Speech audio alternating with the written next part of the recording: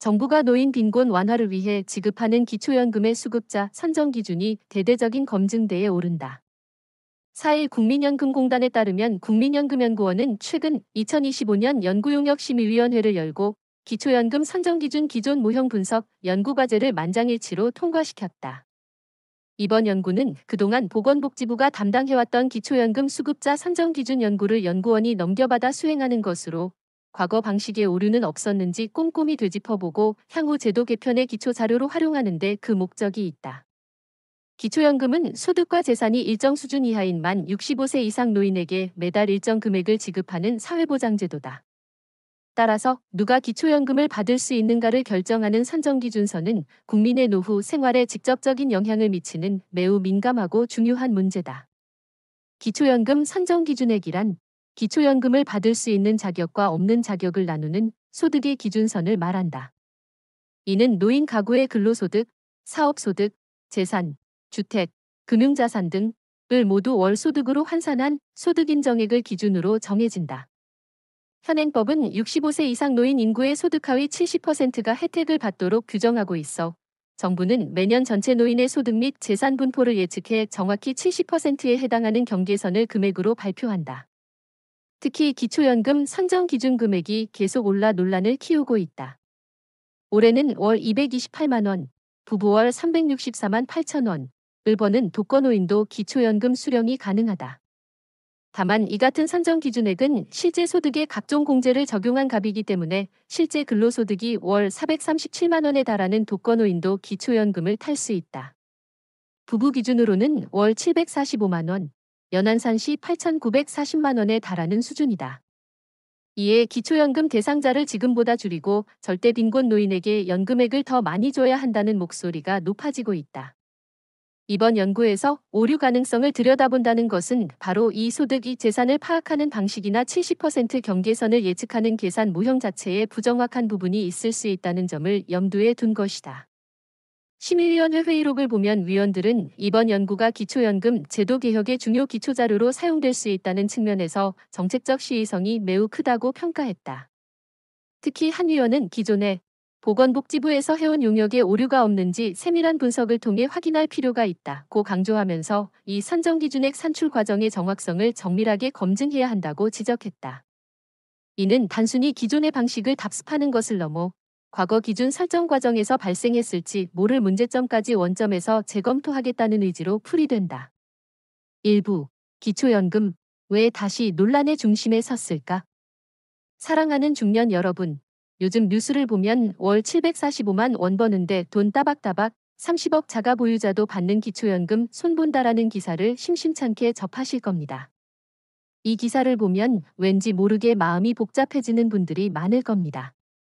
평생을 성실하게 일하고 세금을 냈는데 정작 내 노후는 불안한데 누군가는 많은 재산을 가지고도 기초연금을 받는다는 사실에 억울함을 느끼기도 하고 혹시나 나에게도 불이익이 돌아올까 하는 불안감에 휩싸이기도 합니다.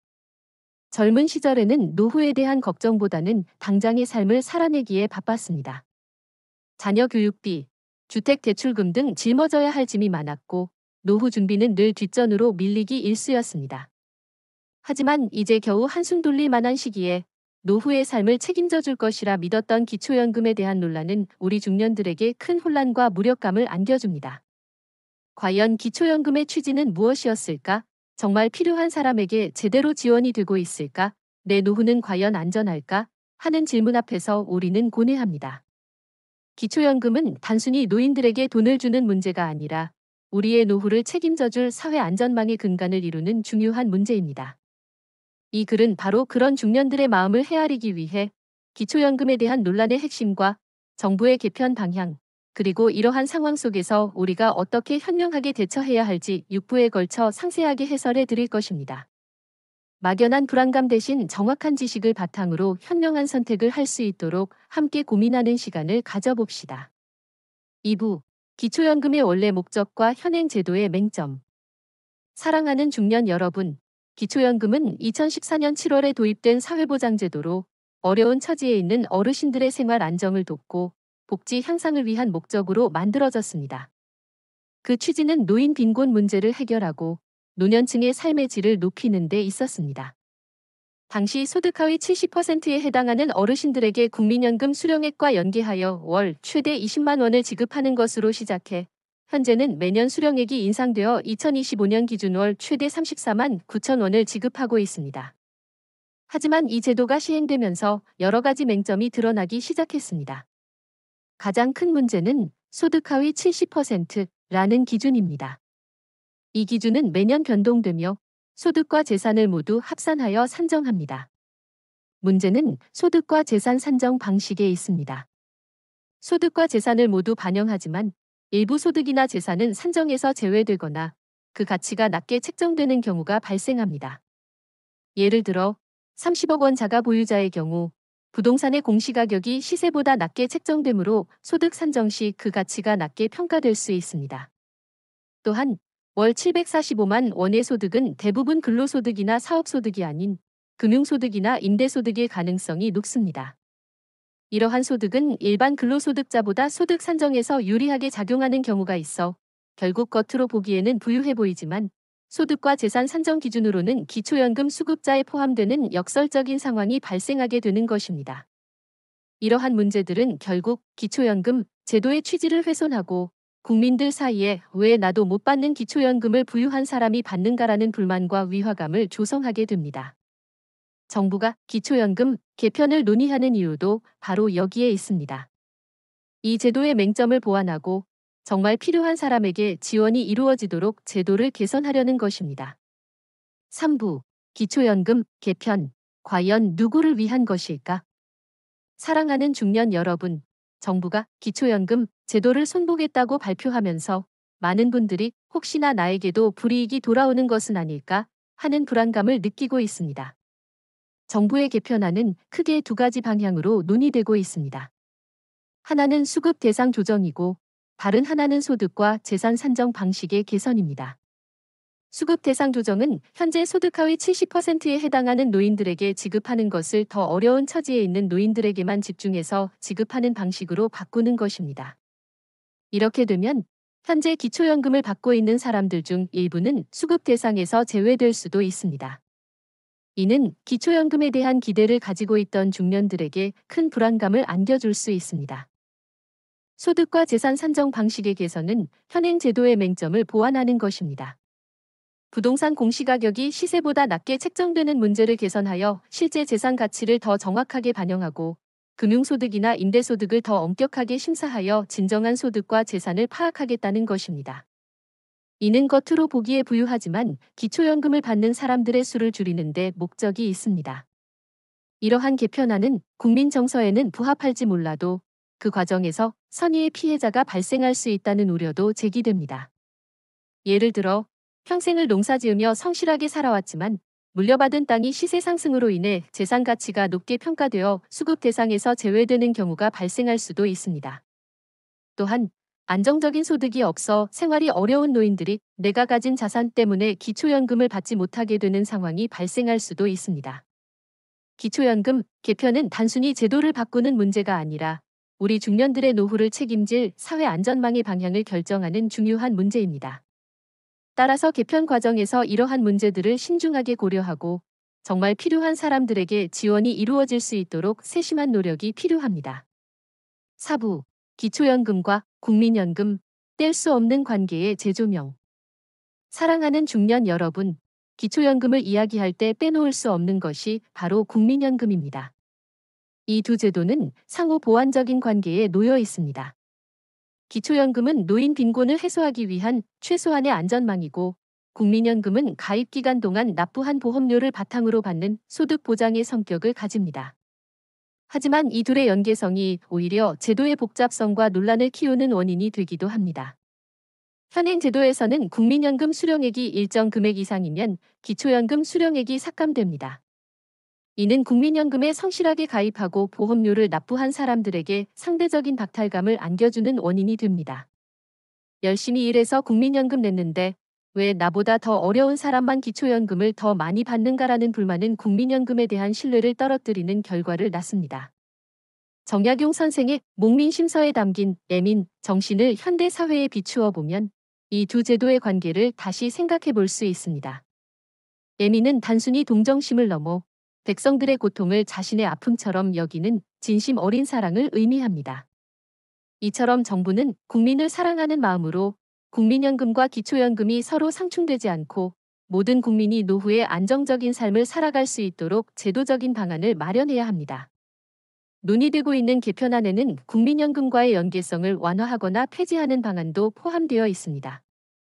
이는 국민연금에 대한 신뢰를 회복하고 기초연금이 정말 필요한 사람에게만 돌아갈 수 있도록 제도의 본질적인 취지를 강화하는 데 목적이 있습니다. 하지만 이 또한 국민연금에 가입하지 않은 사람들에게는 불리하게 작용할 수 있으므로 세심한 논의가 필요합니다. 결국 기초연금과 국민연금은 떼려야 뗄 수 없는 관계입니다. 이 두 제도가 서로 상충되지 않고 우리 중년들의 노후를 든든하게 지켜줄 수 있도록 지혜로운 개편이 이루어져야 합니다. 5부 기초연금 개편 중년의 지혜로운 노후 대비. 사랑하는 중년 여러분, 기초연금 개편 이슈는 우리에게 노후 대비에 있어 가장 중요한 것이 정확한 정보와 현명한 판단이라는 점을 다시 한번 일깨워줍니다.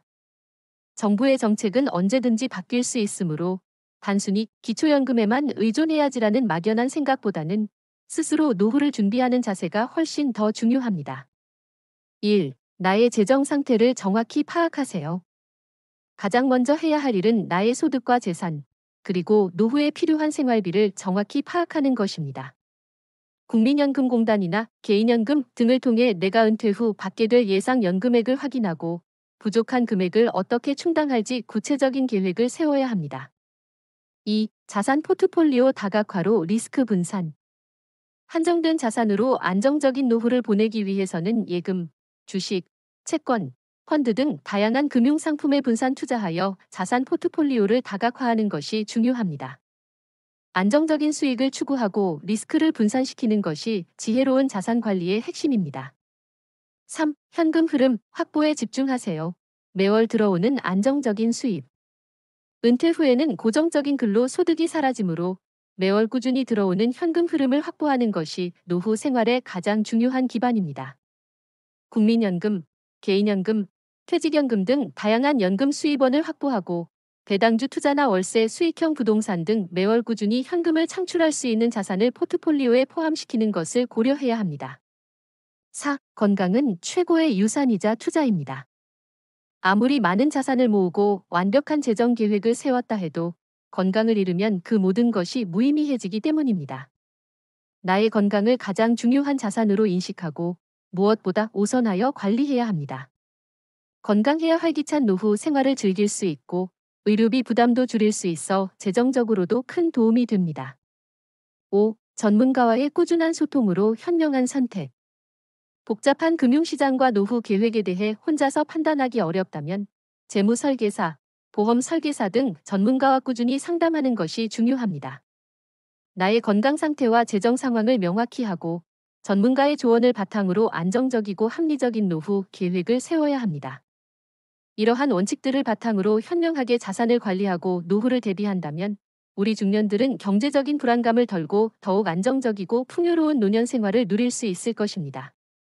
6부 기초연금 개편 중년의 삶을 풍요롭게 하는 지혜. 사랑하는 중년 여러분, 기초연금 개편이라는 어려움은 우리에게 큰 숙제이지만 이 숙제를 계기로 인생의 진정한 가치와 풍요로운 삶의 의미를 되새길 수 있습니다. 단순히 돈의 문제를 넘어 우리의 정신적 건강과 행복을 위한 삶의 지혜를 함께 나누어 봅시다. 1. 평생 학습과 새로운 도전으로 정신적 활력을 유지하세요. 돈의 문제만큼 중요한 것이 정신의 건강입니다. 끊임없이 배우고 새로운 것을 시도하며 정신적인 활력을 유지하는 것이 중요합니다. 지역 평생교육원이나 복지관에서 제공하는 무료 또는 저렴한 강좌를 수강하거나 관심 있는 분야의 자격증에 도전해보세요. 이는 삶의 만족도를 높이고 새로운 활력을 불어넣어 줄 것입니다. 2. 사회 참여와 관계 형성으로 고립감을 벗어나세요. 은퇴 후 사회적 교류가 줄어들면 우울감과 무기력감을 느끼기 쉽습니다.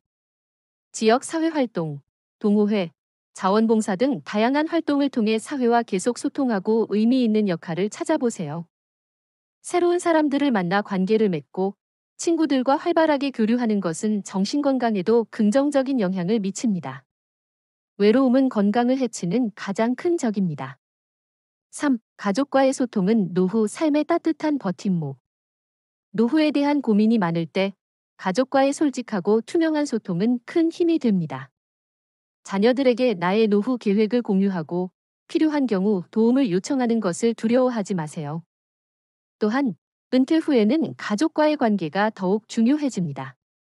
자녀와 손주들과 함께 시간을 보내고 부부간에도 서로를 이해하고 배려하며 좋은 관계를 유지하는 것이 중요합니다. 따뜻한 가족 관계는 노년의 삶을 풍요롭게 만드는 가장 큰 자산입니다. 4. 긍정적인 마음가짐과 감사하는 삶, 작은 행복 찾기. 아무리 힘들더라도 긍정적인 마음가짐을 잃지 않는 것이 중요합니다. 지나간 세월을 후회하거나 다가올 미래를 너무 불안해하기보다는 현재 내가 가진 것에 감사하며 순간을 즐기는 마음을 가지세요. 거창한 것이 아니어도 좋습니다. 따뜻한 햇살, 맛있는 음식 한 끼, 사랑하는 사람과의 통화 등 소소한 일상 속에서 행복을 찾아보세요. 감사하는 마음은 우리의 삶을 더욱 풍요롭고 아름답게 만들어줄 것입니다. 기초연금 개편은 분명 우리 삶의 큰 어려움 중 하나입니다. 하지만 이 어려움을 극복하고 더 나아가기 위한 우리의 노력은 결코 헛되지 않을 것입니다. 돈이 전부가 아닌 건강하고 활기찬 노년을 위한 지혜로운 삶의 태도가 무엇보다 중요합니다. 지금부터의 현명한 노력들이 우리의 남은 인생을 더욱 빛나게 해줄 것입니다.